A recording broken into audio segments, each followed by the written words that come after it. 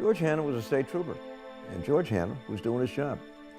But I never really understood until the night that he was killed just how dangerous a traffic stop is for a police officer, especially at night. He was just a great example of the kind of courage and the kind of toughness that the public safety community that is out there making sure that we're safe. The funeral was one of the saddest events I think I ever attended and was a part of. I mean, for one thing, there were hundreds and hundreds of people. It was a pretty heavy day and a very heavy kind of burden when you're in public office and you're asking people to do this kind of work and suddenly one of them is gone. Why? Because he did his job.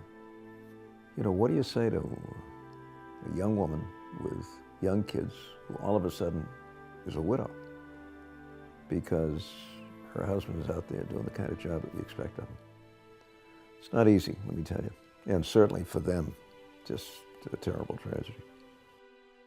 And I just thought it was time that we recognized our law enforcement officers, especially those who, like him, gave his life in the service of the Commonwealth, and that's where the Hanna Awards began.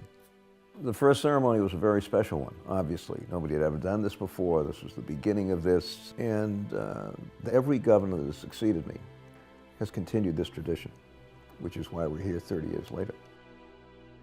My heart goes out and my hat is off to every one of these recipients because they're great examples of public safety professionals at their best.